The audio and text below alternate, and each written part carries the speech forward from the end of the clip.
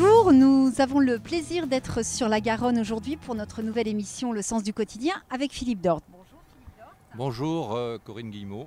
Nous vous avions promis, c'était un rendez-vous que nous vous avions fixé alors que nous étions à la MDSI des Aubiers, dans le cadre de notre dernière émission, de nous retrouver sur le problème des carrelets.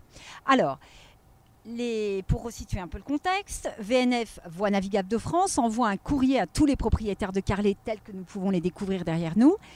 Et à ce moment-là, qu'est-ce qui se passe? Pourquoi vous emparez-vous de ce dossier, Philippe Dort?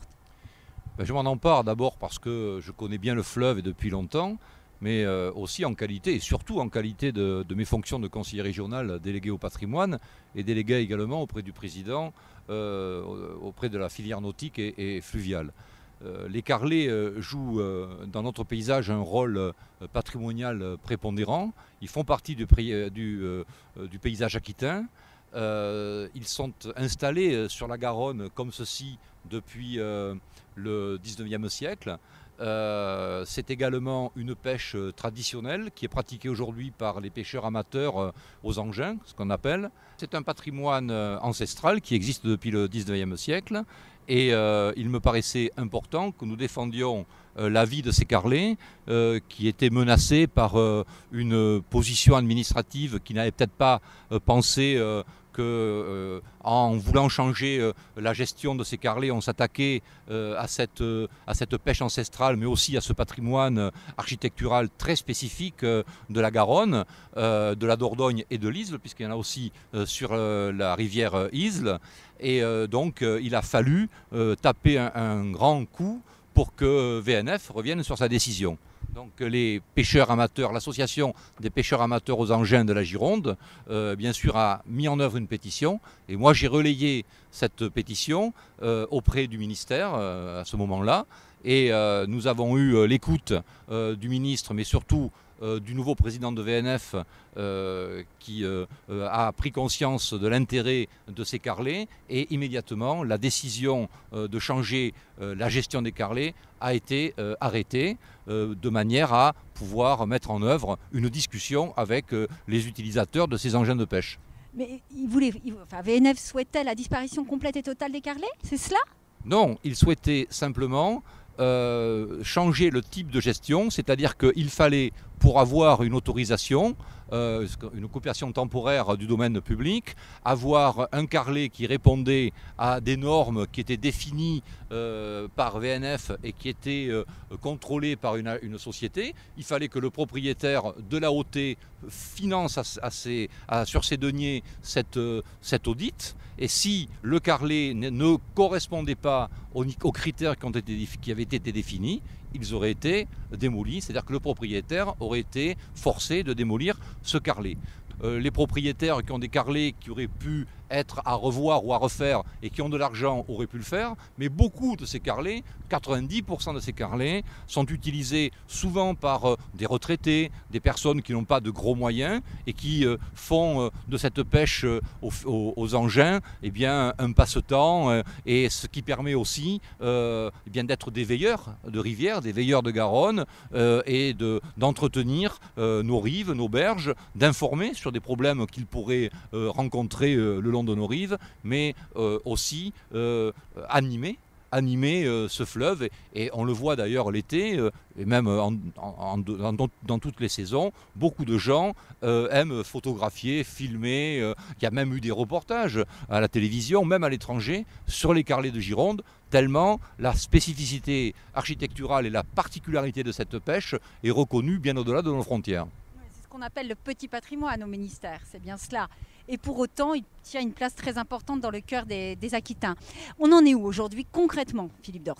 Alors, on est quand même assez satisfait, même plutôt satisfait du résultat de ce coup de gueule, comme on aurait pu dire, puisque VNF donc, a arrêté le processus et s'est engagé à mettre en œuvre une commission régionale pour voir comment, avec les pêcheurs, l'administration de Voies navigables de France, mais aussi certainement Epidor, qui est un établissement public qui gère la Dordogne et qui va avoir une convention avec VNF pour en lieu et place de VNF, gérer la voie d'eau. Et cette commission aura pour but de trouver une entente pour qu'on puisse avancer. Et bien sûr, il n'est pas question de figer l'organisation, mais il n'était pas question non plus soit de démolir les cabanes, soit de gérer la gestion de ces carrelets autrement qu'avec les utilisateurs qui sont les pêcheurs amateurs. Pas plus tard qu'hier, le directeur régional de VNF, qui est installé à Toulouse, puisque nous dépendons du secteur Grand Sud-Ouest de VNF, m'a téléphoné en me disant qu'il souhaitait que je puisse prendre la présidence de cette commission et avancer pour que nous puissions trouver un texte commun qui fera loi au niveau de la gestion des carrelets.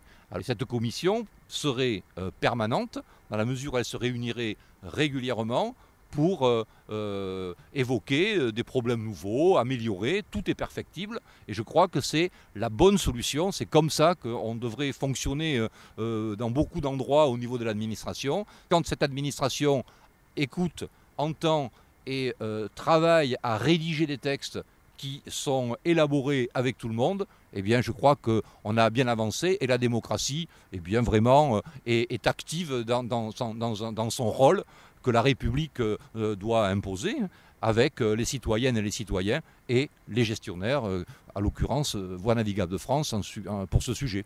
D'accord. Et les élus politiques aussi, ils tiennent leur place, la preuve.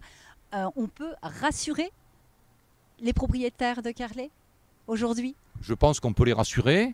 J'espère que cette commission va bien se dérouler. Je dois me rendre à Toulouse dans les jours qui viennent pour, avec le directeur régional de VNF, préparer l'organisation de cette commission. Il faut bien lui trouver aussi un cadre et puis un règlement de la commission.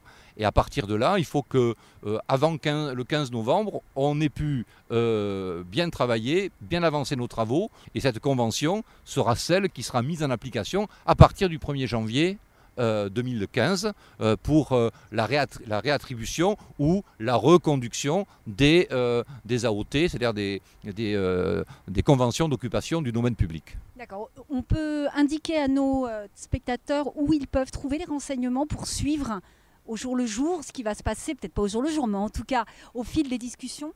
Bien sûr, donc cette commission, comme toutes les commissions, sera gérée par une structure de l'administration de VNF, donc avec un secrétariat. Il y aura des comptes rendus qui seront régulièrement rédigés et nous pourrons par le biais du web, bien sûr, sur mon site ou sur d'autres sites ou celui des pêcheurs amateurs aux engins et filets, eh bien, trouver des informations sur l'avancée de nos travaux et puis j'espère très rapidement pouvoir publier de manière définitive le nouveau règlement qui aura été rédigé de concert avec tous les acteurs de cette problématique que sont les carrelets, qui sont, je le rappelle, des engins de pêche, qui ne sont pas des cabanes de villégiature. On n'a pas le droit d'y dormir, etc. On peut y manger des belles entrecôtes, c'est vrai, mais ce sont des engins de pêche, et cette pêche est réglementée. C'est une pêche d'amateurs, et bien sûr, ces amateurs ne vendent pas leurs poissons. C'est fait pour consommer ou pour donner à ses voisins, à ses amis, à sa famille, mais en aucun cas pour les vendre. Voilà. Et je pense que là, on aura bien travaillé et sauvé une architecture particulière, sauvé une pratique de pêche ancestrale et sauver tout simplement ce qui fait la vie de notre fleuve. Très bien, Philippe Dort. Bon, avec tous ces renseignements pris, je pense que nous allons pouvoir rassurer nos téléspectateurs qui sont propriétaires de carrelets ou en tout cas qui sont attachés à ce patrimoine, ce petit patrimoine aquitain. Et nous vous donnons rendez-vous pour une prochaine émission qui aura pour thème, on peut le dévoiler, je pense aujourd'hui, l'industrialisation urbaine. Et nous serons là au cœur des bassins à flot pour pouvoir discuter de ce sujet qui secoue le Landerneau bordelais et sur lequel, je pense, Philippe Dort a quelques idées à nous communiquer. Au revoir Philippe Dort. Au revoir et à très vite.